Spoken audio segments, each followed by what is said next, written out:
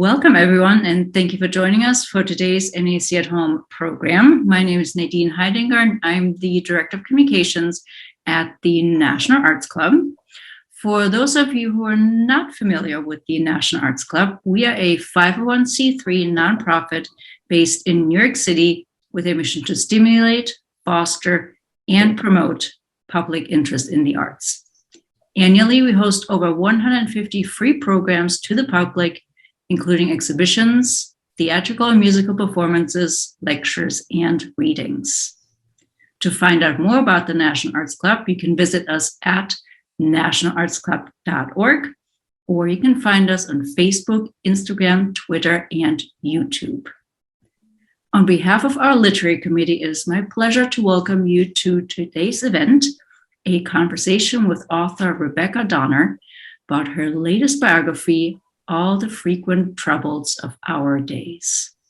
Today's conversation will once again be led by skilled moderator and host of the New York City-based Page Turners reading series, Glenn Rauscher. Following the conversation will be a brief Q&A, so please feel free to use the Q&A function for any questions you might have. And without further ado, let me turn it over to Glenn and Rebecca. Please enjoy their conversation. Thank you so much, as always, Nadine. My name is Glenn Rauscher. I'm the host of the rather nomadic Page Turners reading series, formerly the Half King reading series. And I'd like to thank the National Arts Club and Nadine and Rose very much for asking me once again to host one of these wonderful virtual at-home events. It is a Tuesday night in New York City, very cold Tuesday night in New York City. It may not be cold where you are, but wherever you are, we know that there's 10,000 different things that you could be doing this evening, and no one involved with this event takes for granted that you've chosen to spend this time with us. So thank you very much for doing that. It means a lot to everybody who is putting this event together. Your reward for that is to have an evening with the author of All the Frequent Troubles of Our Days, Rebecca Donner. As Nadine mentioned, there is a Q&A function here in Zoom. One important note, please shape your thoughts in the form of a question. We'll get to as many of them as we can. Please understand that, especially with a topic such as this, there's absolutely no way that we're going to get to all of the questions. We're not going to get to all 154 of mine that I have after reading this book. But we'll get to as many as we can. So please do put them during the course of the conversation in the Q&A, and we'll be monitoring it. Books are available for sale from Books on Call NYC, New York's only exclusively off-site bookseller. It's from their bookshop.org site, and that link will also be in the chat. And please do remember that New York City does have a 2-book minimum. Again, all formats are available. Please remember to get your book as soon as you possibly can. And now, on to our author.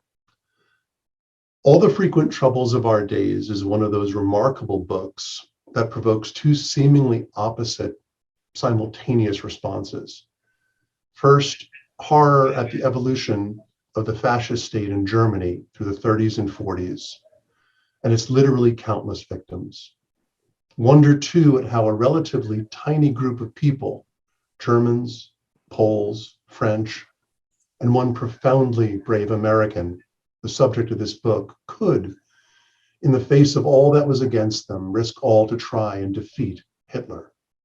Not an army, but just a relatively handful of incredibly brave people. And perhaps because of the astonishing character of those in the resistance, combined with the extraordinarily compelling events occurring around them, the second response is the lasting one. All the Frequent Troubles of Our Days is a book that compels you onward, resistless, drawn inexorably into the struggles of Mildred and her cohort, perhaps needing, as I did, to force yourself to put the book down, only momentarily, in order to gird yourself for the hard story ahead, told with hard-won beauty, tremendous precision, and a novelist's eye for the perfect detail. At one point, Rebecca Donner writes, So many stories remain untold. We can be grateful that this one is no longer one of them. Please join me in welcoming Rebecca Donner. Thank you, Glenn. That was a gorgeous introduction. Thank you. Yeah. Thank you so much for being here. Oh, it's my absolute pleasure. And thanks to the National Arts Club. Thank you, Nadine, as well. And thank you all for coming. I appreciate, too, that you all have, I am sure, many other activities that you could be participating in, but you chose to participate in this one. So thank you. I wanted to say first, congratulations on the recent National Book Critics Circle honor. This is not going to be the main thrust of our conversation, but the book has received a number of accolades. Where does that sit with you? What does that mean to you? I never had awards in my mind when I wrote this book. In fact, I was acutely aware that I was taking a number of risks, artistic risks, and that it was possible that I would enrage or annoy people out there, particularly conventional historians who might say, well, you can't write a biography in the present tense, or you can't follow two narrative lines. As I do, I follow Mildred's narrative line, and then I also follow the narrative line of her 11-year-old courier, between the ages of 11 and 13, and so and then I also pepper the book with archival documents, and it was my thought that I was leading readers through a kind of scholarly detective story, and showing readers the evidence as I uncovered it. I felt that it was important to substantiate this story with these archival documents. Some of them are quite startling, and they took my breath away, and so I felt immediately that I wanted to share them, but in a way that was not one's typical way of sharing photographs or archival documents, which is typically the photo insert in the middle of the book. And so, and as I started to conceive of this idea of this being a scholarly detective story, and a kind of espionage thriller, fused with a biography, I thought I'm writing this in the way that it makes most sense to me, but who's to know if it will make sense to anyone else? So it's deeply gratifying to be, to receive these accolades and awards, but I did not entirely anticipate them. but it was so important to me to tell this story that it didn't actually matter. Right.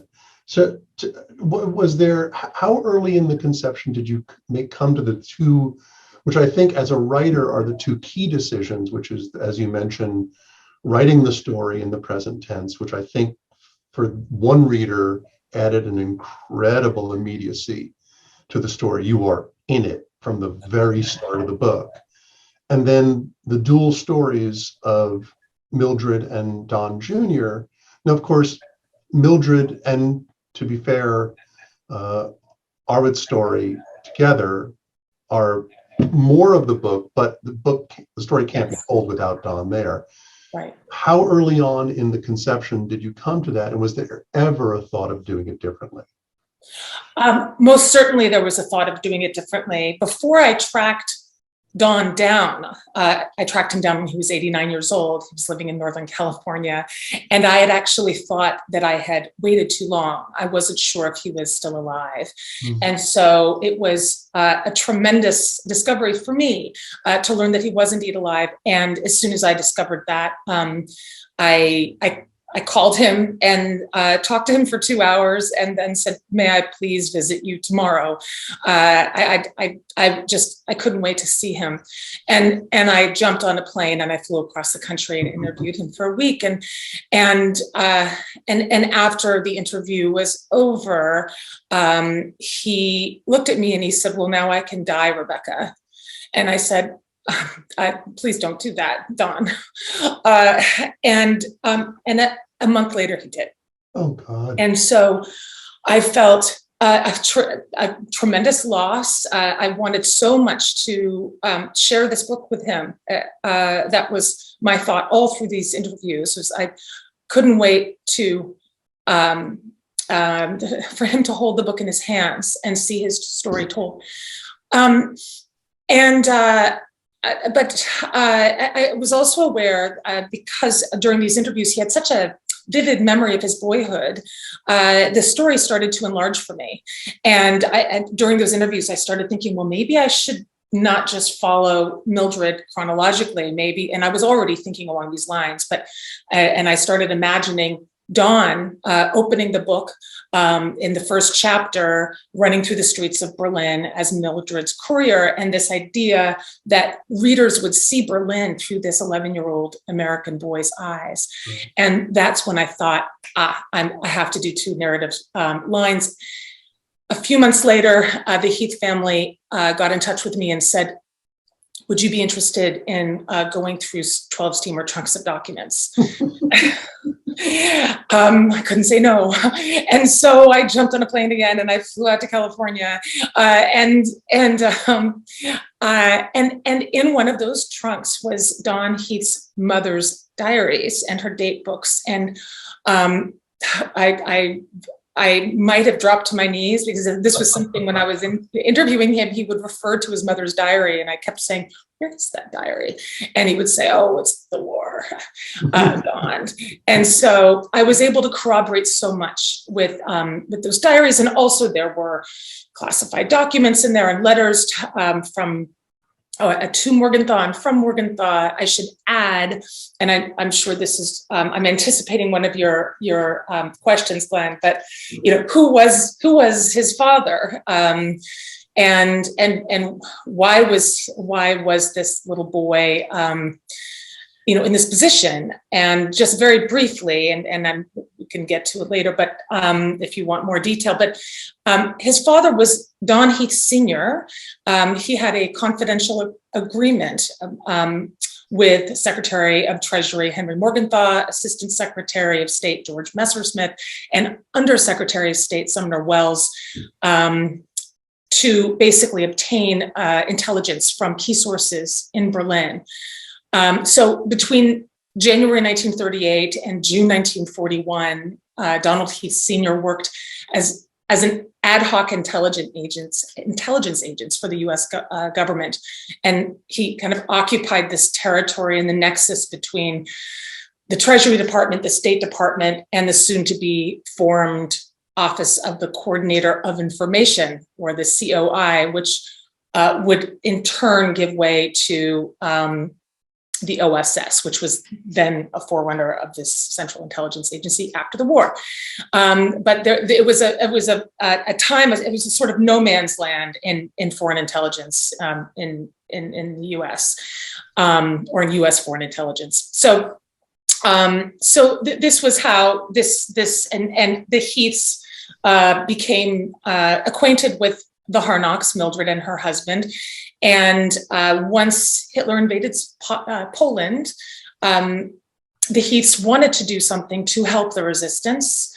They knew that Mildred and Arvid were both deeply involved in the resistance. They had become quite close as friends by that point. And so they had this arrangement where Don Heath would show up at Mildred's apartment twice a week between 1939 and 1941, ostensibly for tutoring sessions. And she did indeed tutor him, but at the end of these sessions, she would slip a piece of paper into his knapsack, and which he would take back to his father. And usually the information that would be on these pieces of paper would be meeting times where they could meet outside Berlin, away from Gestapo surveillance, where they could exchange information verbally.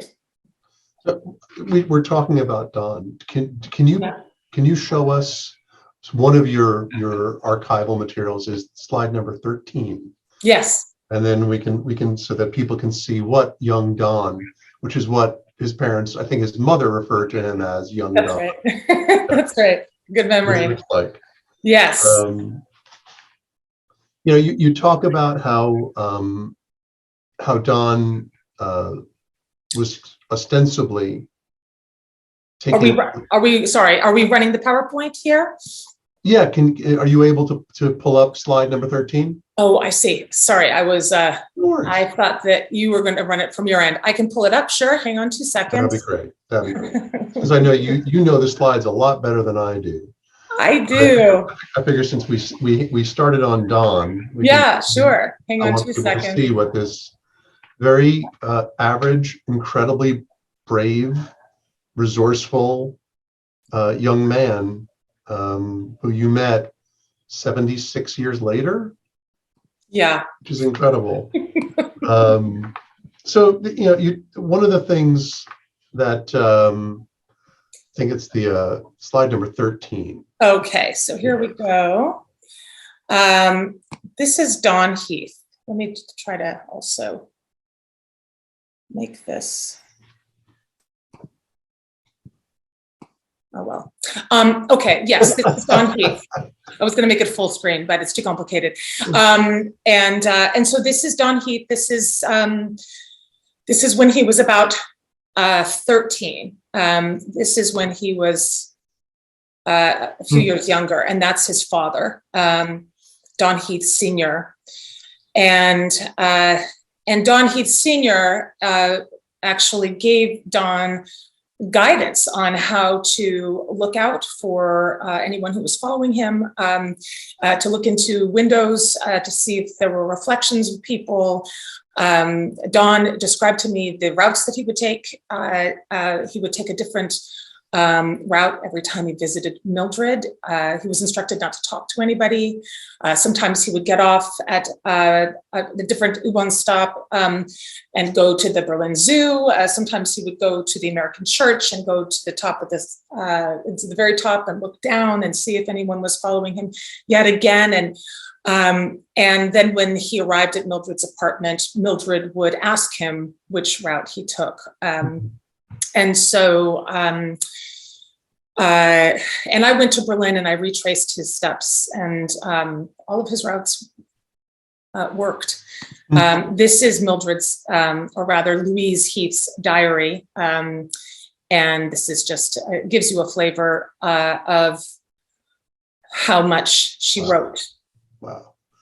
So why, it seems, and I guess it's extreme times demand extreme measures. Yeah. It's profoundly terrifying to involve a boy, a young boy, in espionage. Yes. Surely Don Heath Sr. knew what the consequences would be for all of them if any of them were caught. Why was young Don ideal for it? And what were the risks to the family if he were caught? Well, one attribute that Don had that was advantageous was that he was just adorable, and he did not look like he was working for the resistance. He was American, yet another attribute that allowed him to escape scrutiny. This is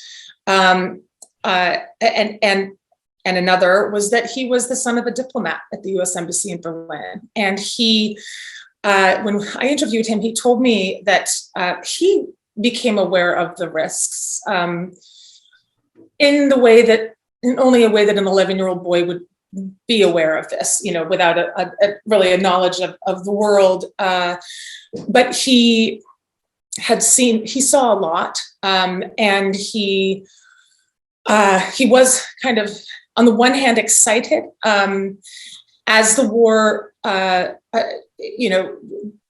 basically in 1939, the first few months, he was at the center of his own John le Carré novel, and it was exciting to him.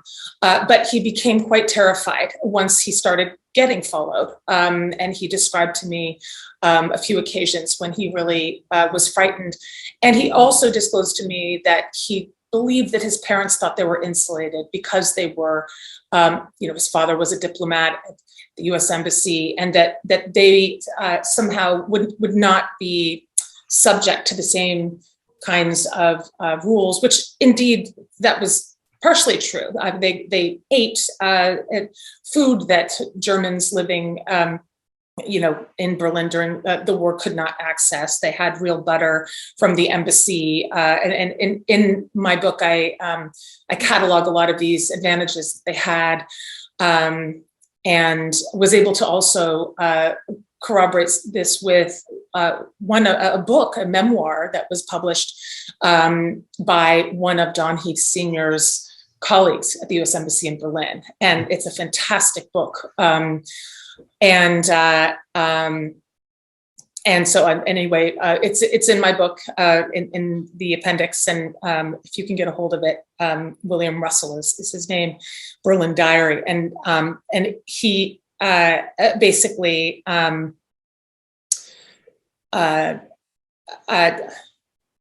in that book as well, you can see how diplomats really were kind of above the law in this fascist dictatorship.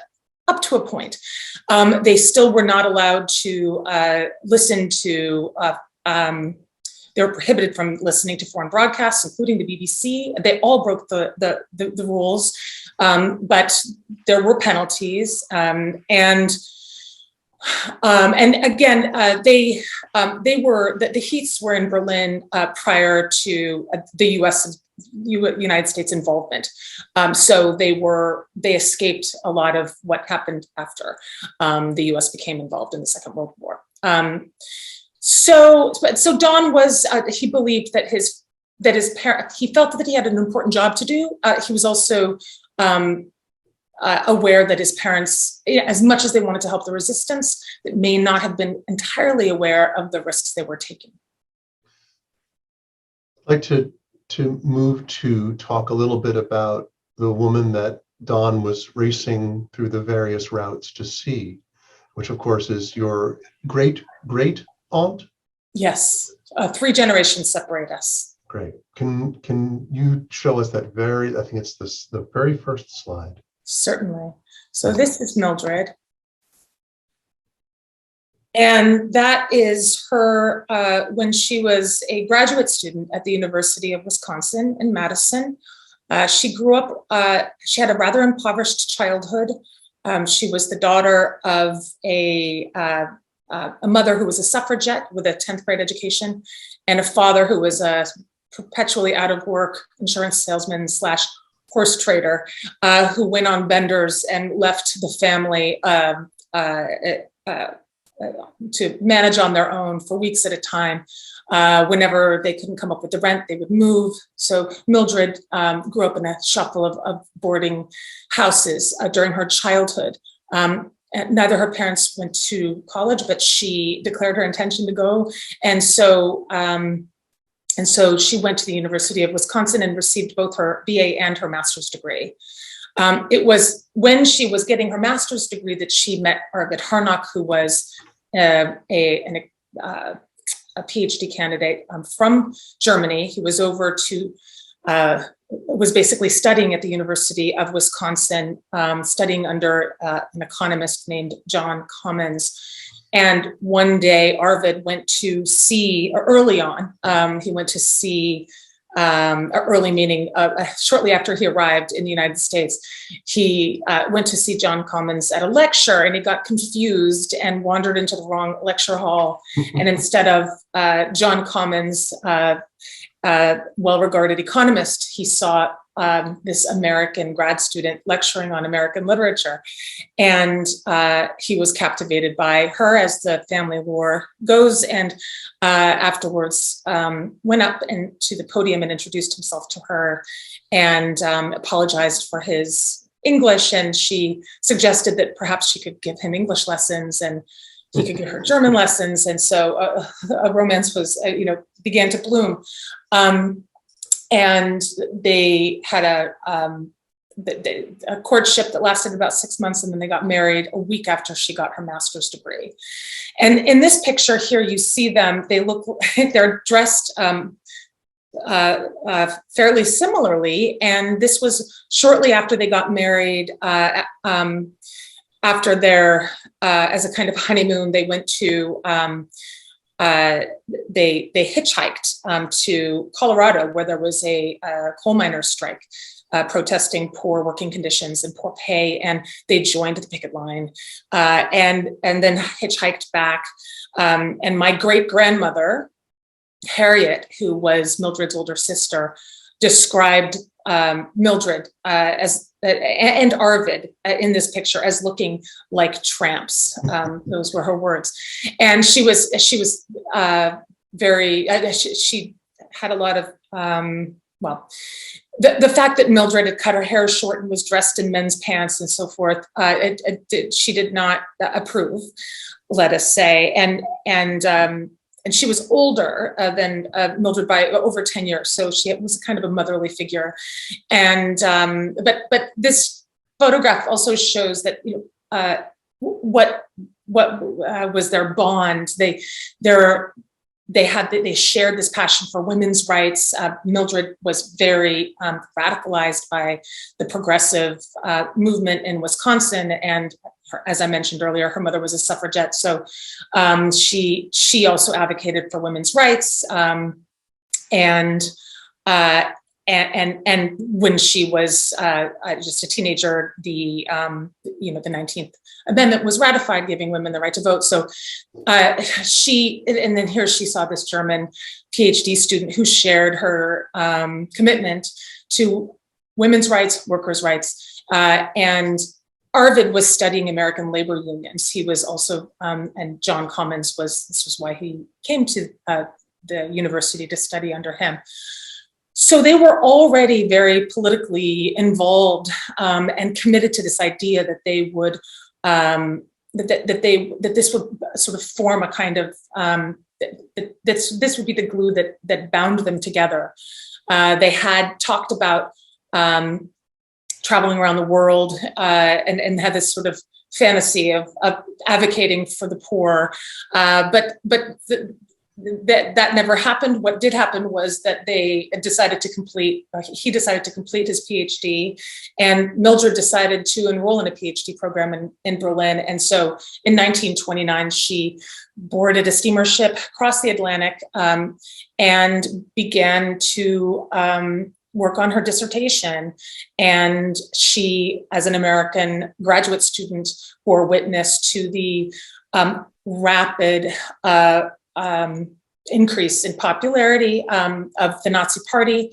And she began to write about this. And this is the next slide here. These are letters that she would write to her mother back in Wisconsin, telling her mother what was going on in Berlin. And here she's writing about a very dramatic, violent event that happened in the streets of Berlin. And so you can see fascists and communists and Nazis, and it's all there. And I don't have enough time to sort of go into detail, but just very sort of roughly sketching what was going on then. This is still during the Weimar Republic. There still was a Weimar Constitution that guaranteed freedom of speech, freedom of the press, freedom to demonstrate, and women were given the right to vote and to hold political office. And yet, this was also a time of tremendous strife, and these violent confrontations Mildred witnessed more and more. And she was appalled, by the swastikas that she saw all around her. This was not the Germany that she had envisioned. And she also bore witness to this, right on the last few years of the Weimar Republic. It was clear that something was in the zeitgeist, and the winds were sort of blowing in a different direction. In 1928, a year before she moved to Berlin, the Nazi Party got less than 3% of a vote in the Reichstag election. That's Germany's parliament. Just 2 years later, 3%, an increase to 18%.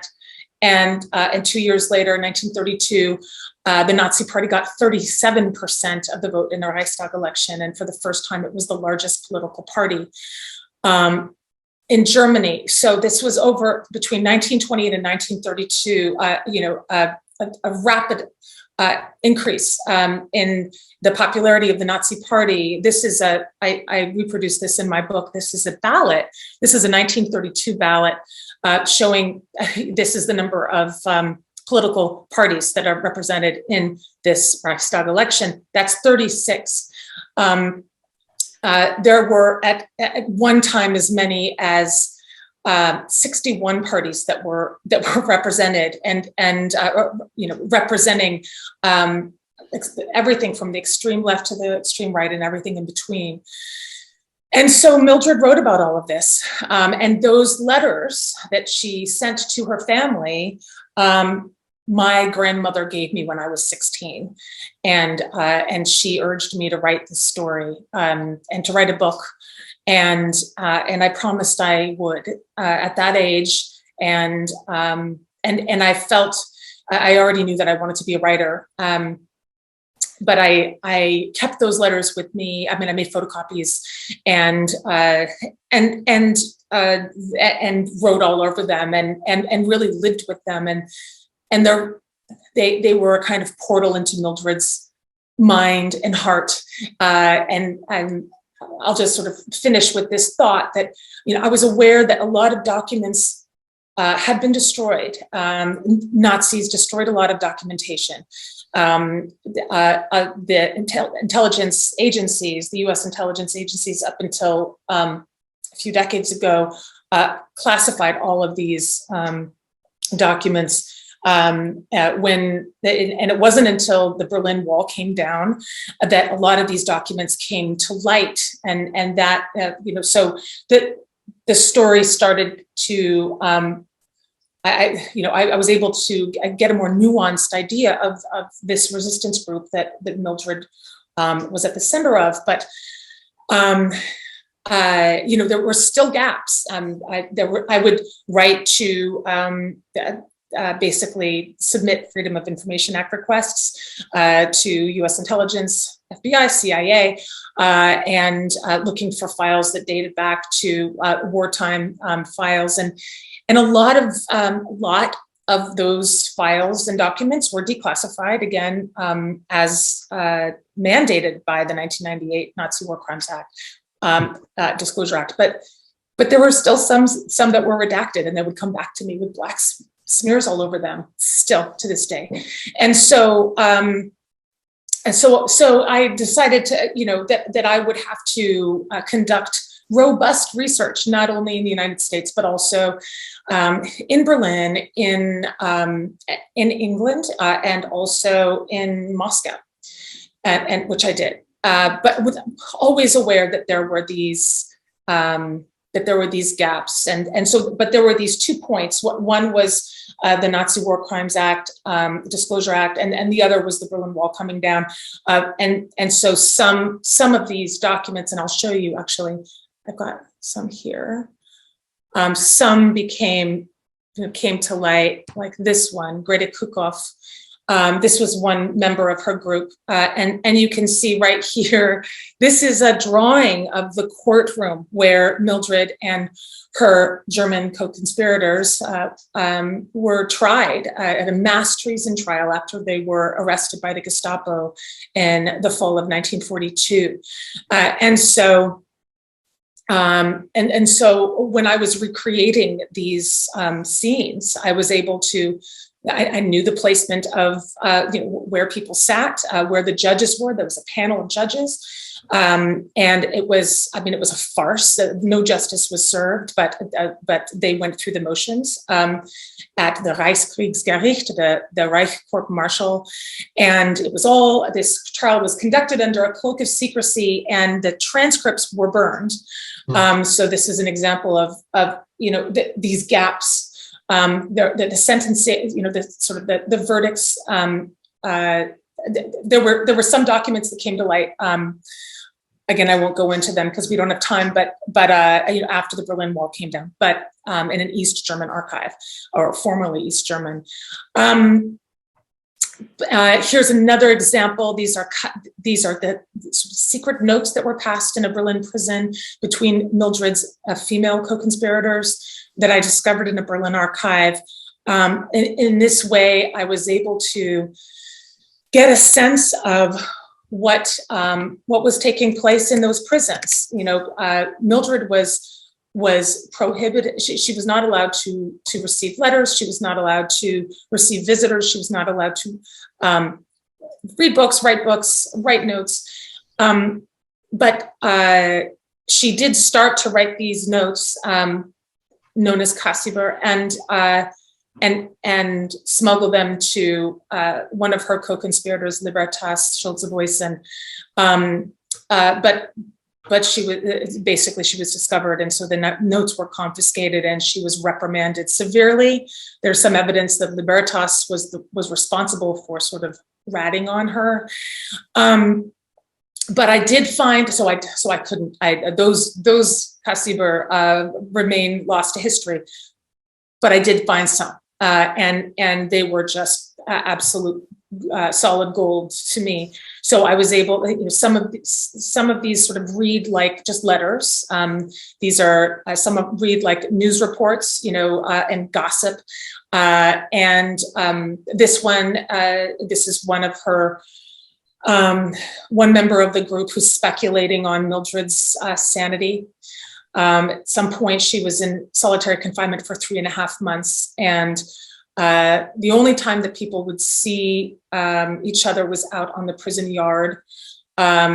This woman was not at the prison where Mildred was. They were kept in separate prisons, but there was a kind of rumor mill, and so I was able to get a more nuanced idea of what was going on, what the activities were. So, some of these Cassiber read like, depending on who's writing them, like little prose poems and just a little scrap of paper with an observation about how the light was falling on the prison wall. And then these Cassiber would be passed to other prisoners, either smuggled with a sympathetic, by a sympathetic prison guard, or they would stuff them in the cracks and crevices of the prison walls for other prisoners to find. And the last way, that was quite an efficient way of passing notes to family, was they would sew them in the garments of their prison garb. As the war wore on, one of the ways that German prisons tried to save money was to require the families of those who were imprisoned to do their laundry. And so they would come once a week to pick up their family member who was imprisoned, that person's laundry, and then do the laundry and bring it back folded and with notes inside, the hems, back and forth. So anyway, those are some examples, and I think I'll just, without elaborating, because I already did, this is another example of that. You can see a declassified document that I discovered. This is written by an officer who basically, of the U.S. government, who declared that Mildred's punishment was justified. I'll hand it back to you. If you want me to talk about that now, but I've been talking for a while, Glenn.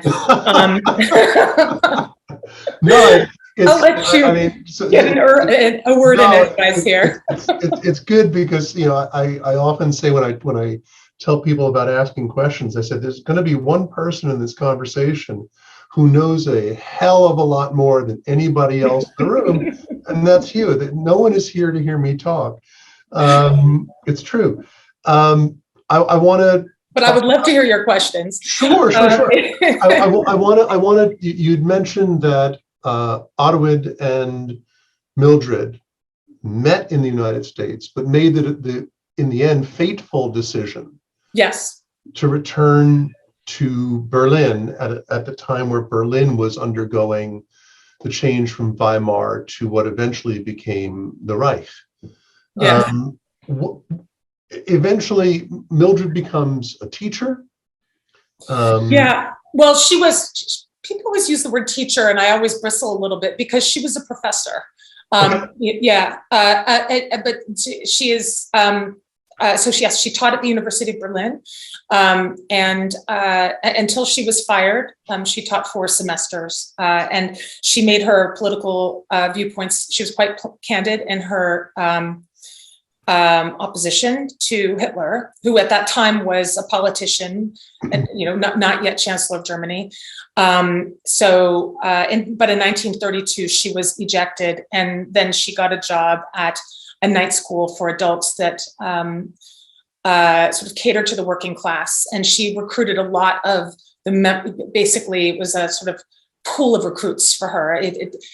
Her students were unemployed, or a lot of them worked in factories, and it was a very unusual school. It was the first of its kind in Berlin, and it offered free meals and books to impoverished Germans who wanted an education.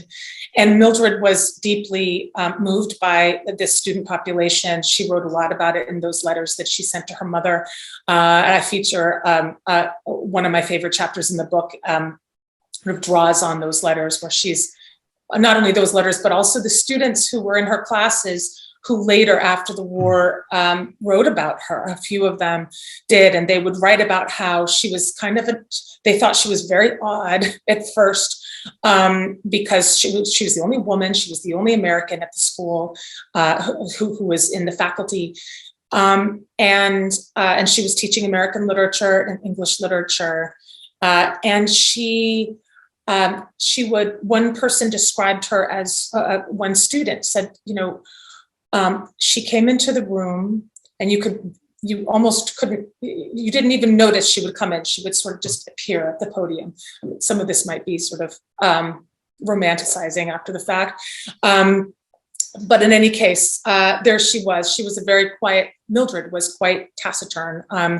And so until, then the class started, and one thing she would do in between her lectures, she would sing to her students, and she would sing songs. She sang Clementine to them. She sang a song about an abolitionist. So she was, this was kind of her way of trying to show that sort of connect with these students,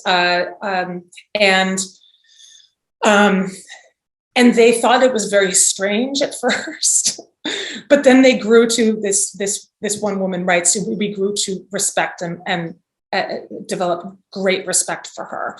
And a lot of them were radicalized. So she would recruit, this was a group that was getting targeted by the Nazi Party. And some of her most loyal recruits were from this particular school. So she became a professor. That's the proper nomenclature for what she did. Yeah. And you mentioned that that was where she met some of the young people, for the most part, that she recruited into what was called eventually the Circle. Right. How did she evaluate who to bring in to the Circle? And what were the skills that she had? Because you're talking about literally, in the end, life and death decision about who to associate with. How was she able to do that? And what did she bring to bear to make those decisions? And who is she making them with? It's a great question. I discovered a post-war testimony from one of the survivors, a member who survived. There were a few who did survive. Almost all of them were executed. The women were decapitated by guillotine, Mildred included, and the men were either shot or hanged. Arvid was hanged, and they were aware that these were the risks that they faced. Mildred was aware when she was recruiting as early as 1932, so a year before Hitler was chancellor. She began recruiting friends of friends and students into this group. Once Hitler became chancellor in 1933, it became again a more sort of dangerous undertaking, because if she tried to recruit the wrong person, they could easily turn her over to the Gestapo. But what she would do often, this member of the group who testified after the war said, she would first of all she would pretend, she would loan some, she would give somebody a book and say, would you like to, you can borrow this book if you like. And it would be a banned book. And then she would ask them later, well, so what did you think about this book? And this was a way that she had of sort of testing out. It was like a litmus test to see what they thought and if they declared their allegiance to Hitler, then she knew that to move on. And there were mistakes. She would also in some cases, in the case of there's the writer Rebecca West, who wrote about this after the war. Mildred tried to recruit her. She was put in touch with her by a contact. Mildred went to London, paid a visit to Rebecca West, and said, "Oh, and in this instance, she would, and this was farther into the war. So this was at a point when her sort of double life was very much a part of her way of going about things, and she would pose as a loyal Nazi as a kind of cover and say, Rebecca West, I think that the Führer would be very interested in me translating your books into German, or wouldn't that be a wonderful thing? And again, testing to see what her reaction would be, and Rebecca West threw her out, as you might well imagine, and said some things that she later regretted, that she wrote about after the war, once she discovered who Mildred Harnack was and what had happened to her. She had no idea that Mildred was trying to secretly recruit her. But this was a technique that basically prevented, it was a way of safeguarding, well, I should also mention that they developed these techniques over the course of a number of years. And Mildred's group intersected with 3 other underground resistance groups, Tatkreis, Rittmeisterkreis, and Gegnerkreis. And they were all sort of 5 people, 7 people. These were not well-organized groups. They were scrappy groups. And they formed a kind of interlocking chain. But another technique that they developed was to not tell each other their real names. Just in case somebody got arrested then and interrogated and even tortured, they would not blurt out the real names of their co-conspirators, and that they should only know, and these are sort of the rules of conspiracy that they sort of learned as they went along. They would only know about 3 or 4 members of their small circle and wouldn't know about the others. Right. How did, because one of the things that Arwid did was he joined an organization called ARPLAN, which is an abbreviation. So just first, sort of very simply, what was ARPLAN and why did he join it?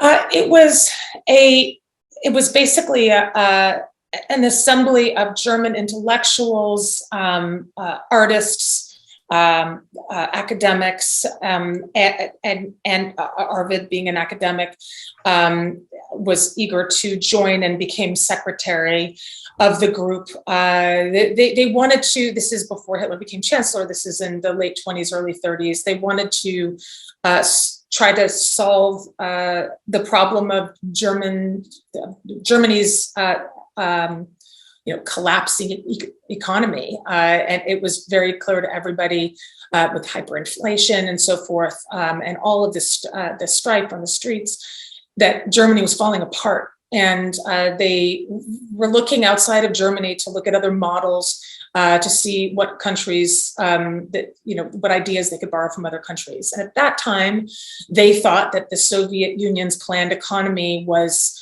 a stellar example of a new model, a new way of doing things. And they were, they met in Moscow and discussed, how they could go about bringing these ideas back to Germany. Little did they know that that the group was basically the members of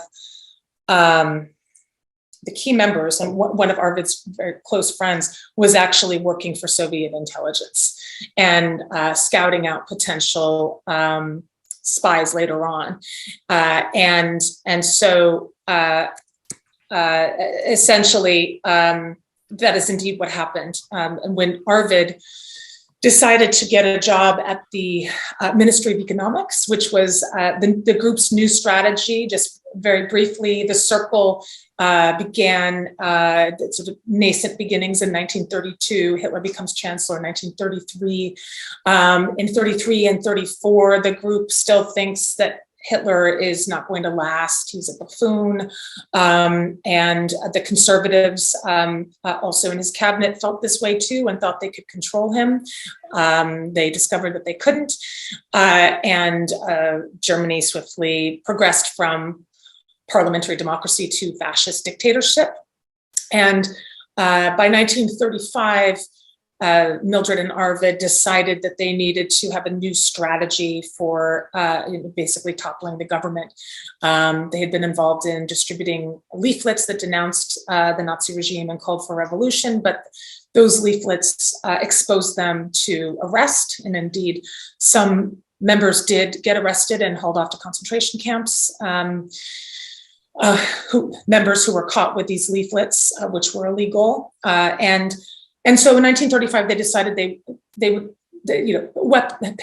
paper was a poor weapon against the Nazi regime, and they would have to be more strategic. And so they would have to undermine the Nazi government from within.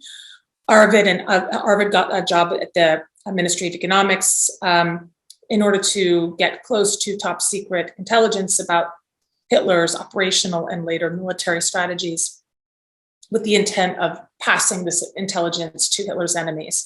And in 1935, he began passing this information to the Soviet Union. And this was suggested to him by a former member of our plan. And so that was, and he had no idea. He thought that this person was just a friend of his from the old days. He did not know that this was actually an intelligence agent working for Moscow. But he did, and Arvid did, begin passing intelligence about top secret intelligence from these Nazi ministries to the embassy. And then in 1939, he and Mildred began passing information to the United States as well. And now we've sort of come full circle. And that's when Don Heath came into the picture. But they were both passing intelligence to Hitler's enemies, the Soviet Union and the United States. And most of the histories about this group, which I should also add, they came to be known as the Rote Kapelle, the Red Orchestra. They were given this name by German intelligence, Abwehr. This was not a name that they ever used. This was a name given to them. It's sort of it's in the jargon of German intelligence. They called them Red because they intercepted messages that the group was sending to Moscow, and they called them Orchestra because they discovered basically any espionage, foreign espionage network. They called orchestras, or they had the people who operated the radio transmitters were the pianists. And so I go into more detail about this in my book, but essentially they were given this name that Mildred and Arvid and others had never used, and that also basically, for decades, and this is because of a kind of Cold War lens through which the group was viewed, people didn't know that Mildred and Arvid also passed intelligence to the United States. So it was only, they were sort of thought of as this communist organization, a bunch of Russian spies, and that's actually erroneous. And so one of they certainly passed intelligence to the Soviet Union, but they weren't agents in the way that Others were getting paid, being controlled by an officer. There are all of these cables that I discovered where Arvid's control officer in Moscow Center is complaining that Arvid won't cooperate and won't take orders and refuses to take money. And this story gets more complicated as the war goes on. And I'll just say there's more about this in the book, but just sort of those are sort of in the broad strokes, the group's involvement in espionage. And it's interesting you mentioned that it's almost to their terrible misfortune until this book to have been seen as communists, because it meant that they were, at the time, they were under, because communism was not particularly looked upon well in the Reich, in Nazi Germany. Right. I believe you write that actually communists were the first broad target of violence in Germany. Communists and social democrats, yes, and then were hauled off to concentration camps. And then afterwards, of course, communism became the enemy of who was ostensibly their ally during the war. So right. they were made invisible both during and after for different reasons. You mentioned at one point that Arvid actually travels to DC and goes to the Treasury Department to issue a warning. What happens when he goes there? Basically they don't believe him. They think that he's basically a Nazi who's pretending to be in the resistance. They look at him with great skepticism. His cousin, Dietrich Bonhoeffer, who was a rather prominent figure and who was involved in the 1944 Valkyrie plot to assassinate Hitler, as were a number of Arvid's other cousins, Klaus Bonhoeffer, Hans von Dohnanyi, Justus Delbruck, and Ernst von Harnack. They were all related to Arvid through their families intermarried, and they were all executed. They were all part of this plot. So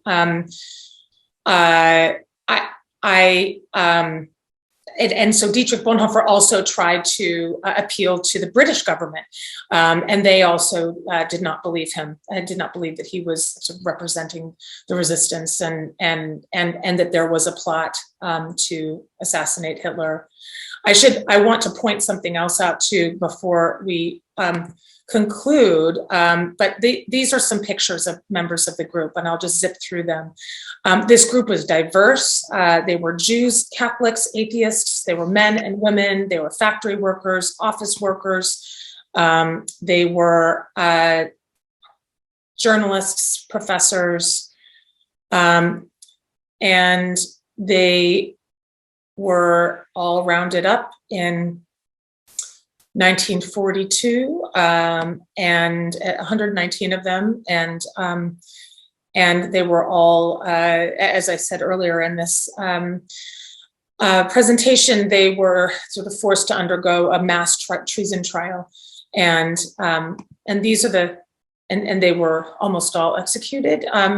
The ones who went into this trial, they were interrogated. Some people committed suicide because the interrogations involved torture.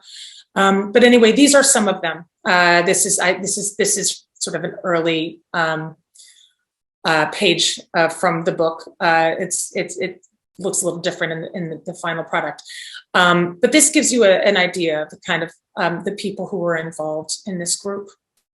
And this is, you can see this is Mildred right here. This handwriting right here is the Gestapo officers taking notes. And actually, so see this word right here, KPD. So this Gestapo officer is calling her a member of the Communist Party, which she wasn't. And that was also something that they were very careful not to do. They definitely were left leaning, and Mildred admired Lenin in particular. In her view, she felt that he embraced women's rights, and this is all laid out in the book as well, with more detail and nuance. But they, because they were in the resistance, they could not afford to be a member of any illegal political group. And when Hitler became chancellor in 1933, the other political groups besides the Nazi Party were soon, once Germany became a fascist dictatorship, they were illegal. So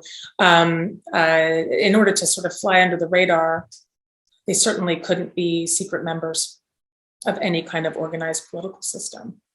One question that's coming to us from Mr. Mendez is asking, you talked about the resistant members we're seeing, and most of them were executed.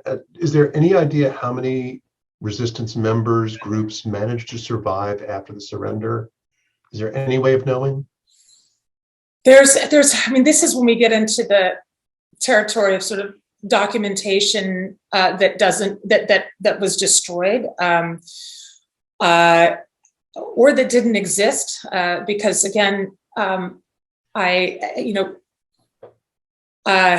if you get caught with any sort of piece of paper that, and some did, sort of that could be associated with either a leaflet or some kind of meeting place, that exposed you to arrest. Members of the Kreisau circle who were involved definitely in trying to topple the Nazi regime. Some members survived, but most did not. And that was a smaller group. This was the largest underground resistance group in Berlin up until 1940. But again, when we talk about numbers, we're not talking about large numbers. We're talking, again, 119 members of this group were arrested. And the resistance groups that formed during this Germany's fascist dictatorship were fractured. They emerged fitfully. They were weakened by attrition, and they never posed a serious threat to Hitler's rule. And most accounts sort of conflate the groups and don't follow the chronology of how one group came to interact with another or overlapped with another.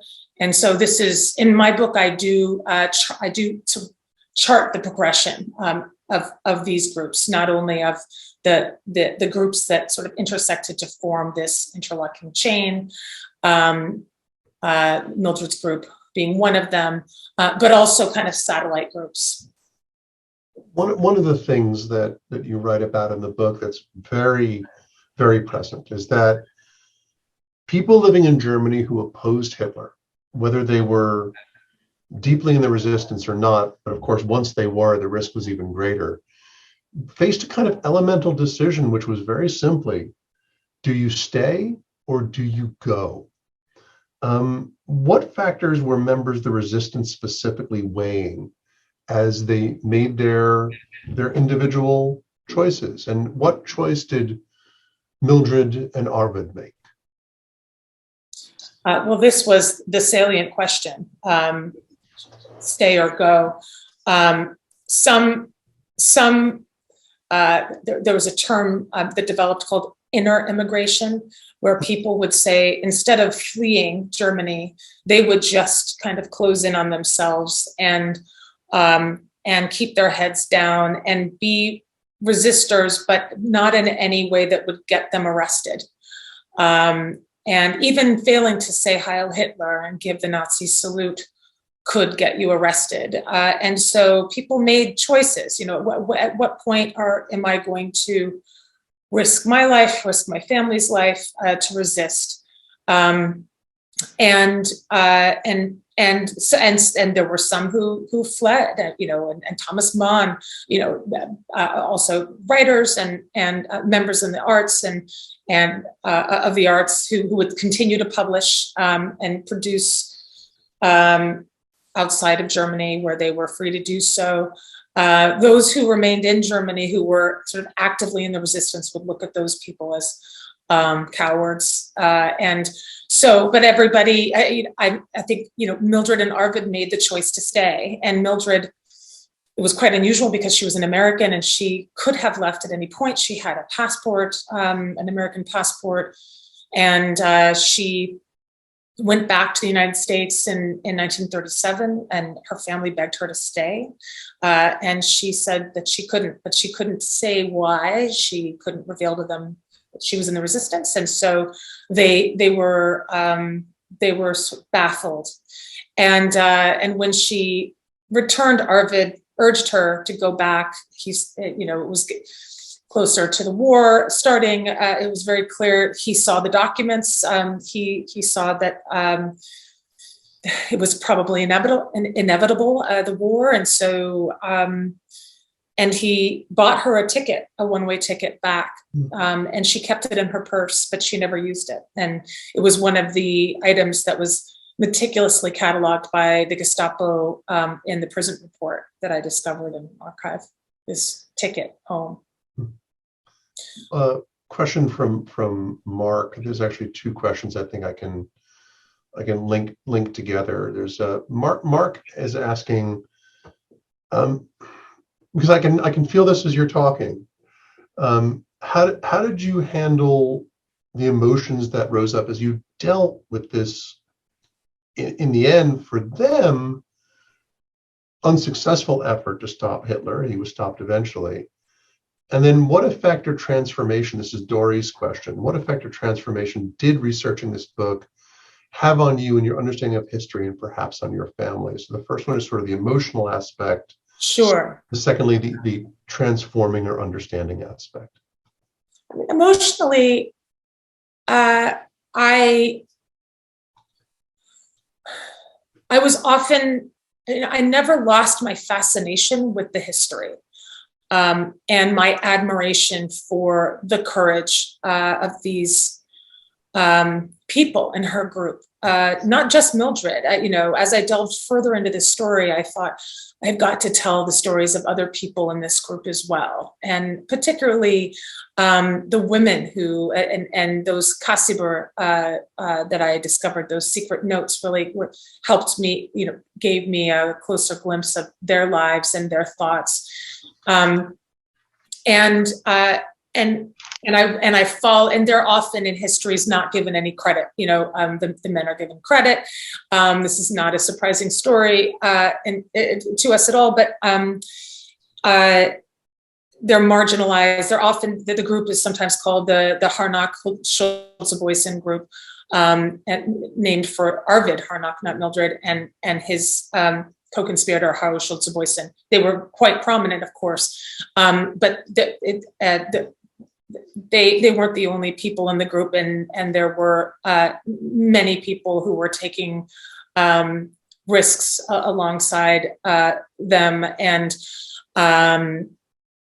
acting as radio transmitters and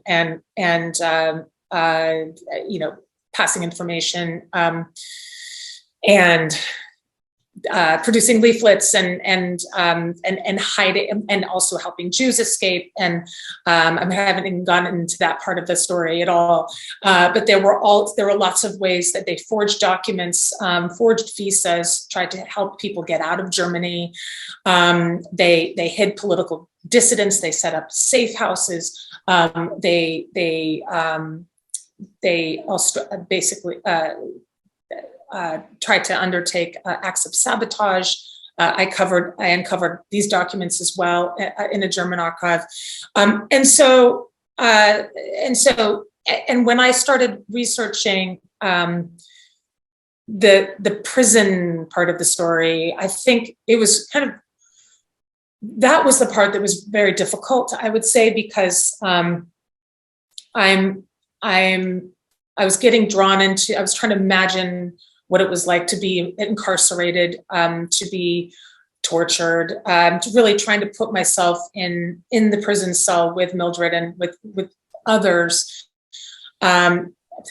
reading those secret notes, and learning what happened to the women afterwards. The women not only were beheaded by guillotine, but their bodies were dissected by a head of the anatomy department at the University of Berlin, Hermann Stieve, who had a secret arrangement with the director of Plötzensee prison in Berlin to deliver the bodies of these women after they were executed to him so that he could research the effects of acute stress on the female reproductive system. Gruesome stuff. And there, I also followed another storyline. Mildred's, she was finally given a cellmate who spent a month with her, and I followed her as well, her story to Ravensbrück concentration camp. So just I could give you so much more detail, but just to sort of conclude this point. So when I was conducting, this part of the research in particular, I felt very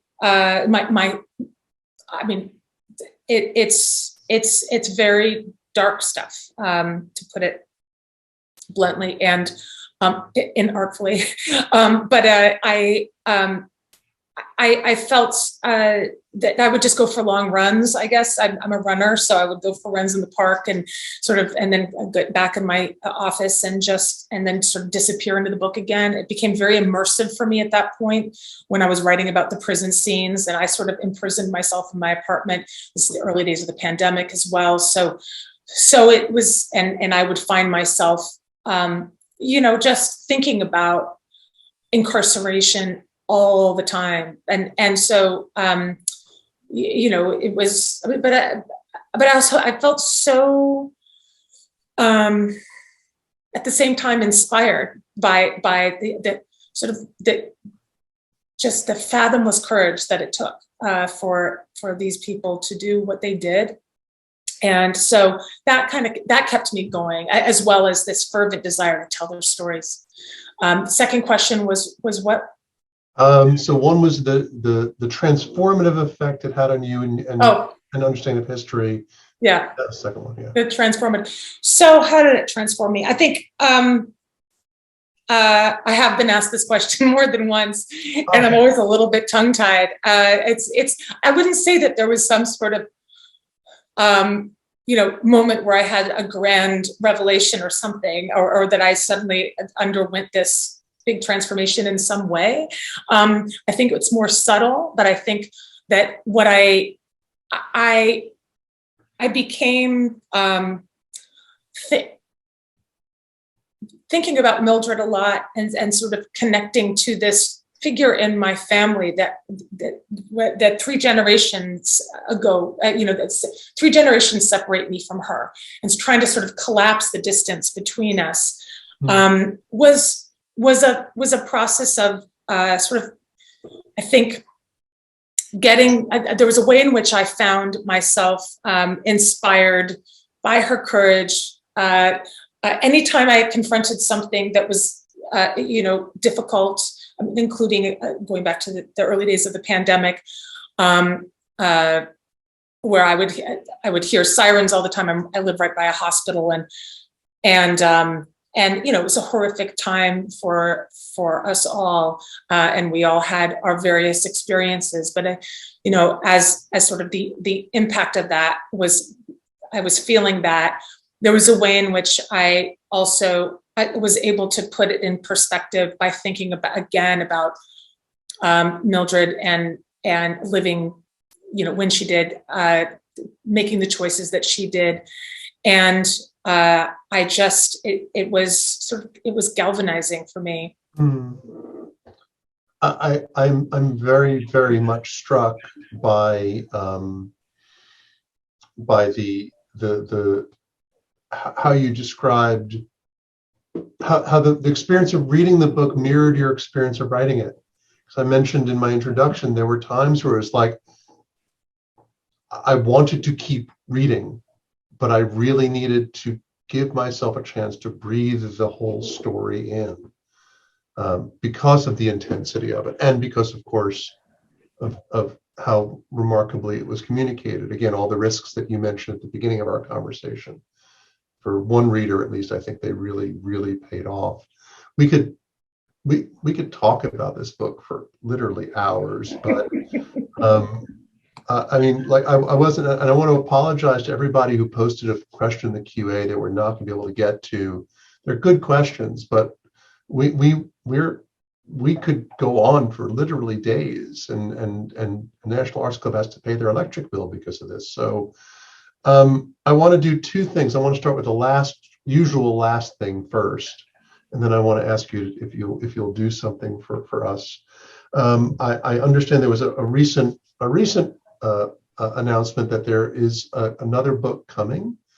Oh, yes. Can you tell everybody what to begin looking out for in some time in the future from you? Yes, I haven't even made a formal announcement, so this could sort of constitute one. Yes, I am, as of about 2 weeks ago, I have a publishing contract for my next book with Random House. And it is another biography. It is another biography about a woman in the resistance. Her name is Sophie Scholl, and she was a member of the Weiße Rose, the White Rose. And she was executed 6 days after Mildred was executed by the same man, our guillotine. And when I began to think about writing the next book, I thought that I was fascinated by the White Rose, student resistance. These were college students, and the period of the resistance was a much sort of shorter span of time. It was about 9 months. Versus over a decade when Mildred was involved, and I write a bit about it in my book, The White Rose, because Mildred's brother-in-law, Harnack, was a member of the White Rose. So this is another example of how the groups were sort of intersected in some ways, and shared information. So yes, it'll be about it felt like a good sort of like I'm picking up where I left off, and I'm really excited about writing about the youth and the people in Mildred's group tended to be in their 20s and 30s, still young, of course, but Sophie Scholl was 21 when she was executed, and her brother and others in the group were in their early 20s as well. And there's another branch of the group that is often ignored. So I'm interested in doing exactly what I did with this book, with that group, and sort of digging into the archives again and uncovering information that has not been uncovered. Well, I'm going to read that. I want everybody who has stayed with us, and thank you so much, everybody, again for taking the time to stick around, listen to this remarkable author and this remarkable story. Please buy this book, buy it for someone who you know loves reading and loves history. Thank you again all for coming. I do want to ask you, if you don't mind, to do one last thing. Sure. This book takes its title from a Goethe poem that was the last thing that Mildred wrote. Is that correct? Yes. Hang on just a second. And I would love if you could end with reading the stanza from which this book takes its title, if you would not mind doing so. Yes. My slide, I stopped sharing my slide show okay. here. Okay, But hang on, let me just get my book. You know what I would love to do is just show you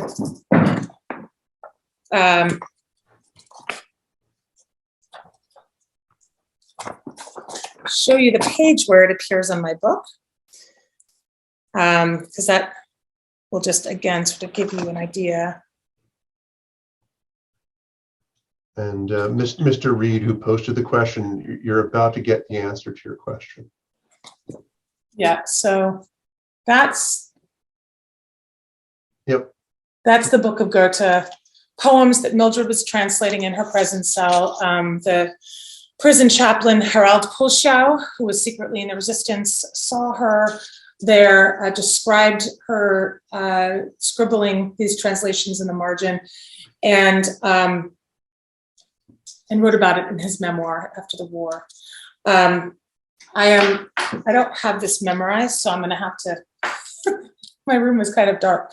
Okay, so we have, in all the frequent troubles, this is her English translation, in all the frequent troubles of our days, A god gave compensation, more his praise, in looking sky and heavenward, in